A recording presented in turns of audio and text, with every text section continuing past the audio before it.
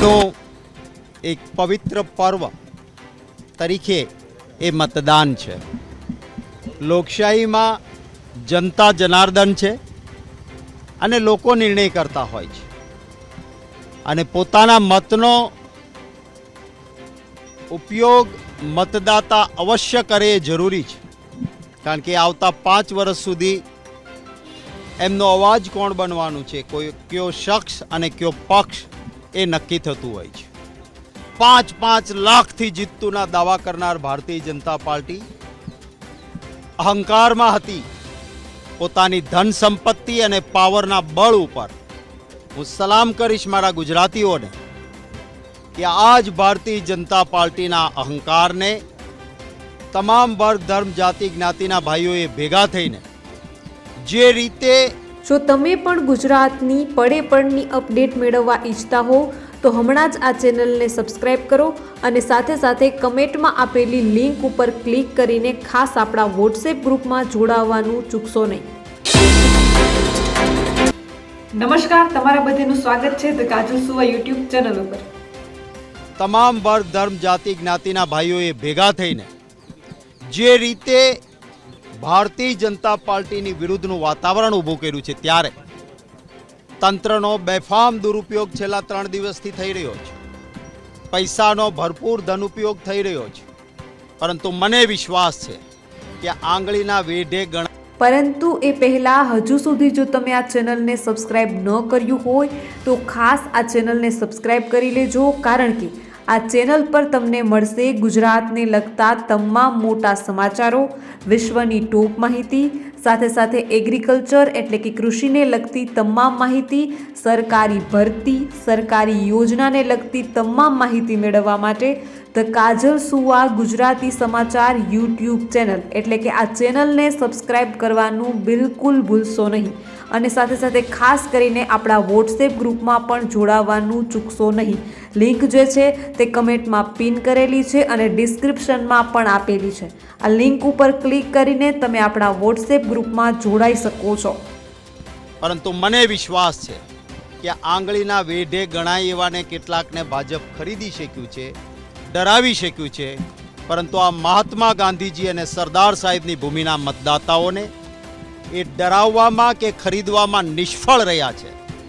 આજે પણ જ્યારે હું આપની સાથે વાત કરું છું ત્યારે જામનગરમાં કોંગ્રેસ પક્ષ માટે કામ કરતા યુવાનોને એલસીબીના પીઆઈ જે પોતે એ જ જિલ્લાના વતની છે એમને ચૂંટણીમાંથી હટાવી દેવા જોઈતા હતા, નથી હટાવ્યા ને એ લોકોને પકડાવવાના બેસાડવાના પોલીસ સ્ટેશનમાં ધંધા કરે છે।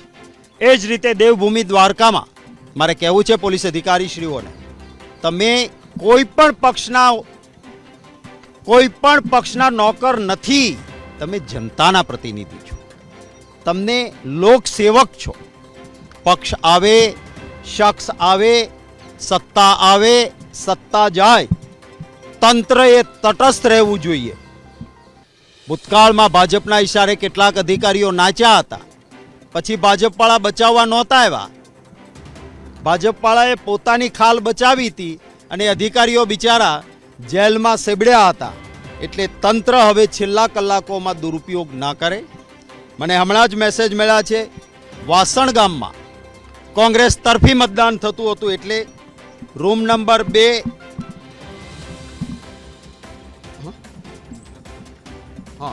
ત્યાં રૂમ નંબર 3માં વાસણ ગામમાં અનધિકૃત રીતે ભાજપના એક ધારાસભ્યના પતિ ત્યાં ઘૂસ્યા છે। મતદાન વાસણ ગામમાં બંધ કરાયું છે। હું ચૂંટણી કમિશનને કહીશ કે આપ આંખ બંધ ના કરો, આપ એક સંવૈધાનિક સંસ્થા છો। દુનિયાભરના લોકો આપણી લોકશાહીને હંમેશા વખાણતા રહ્યા છે। આપણી લોકશાહી તંદુરસ્ત લોકશાહી રહી છે।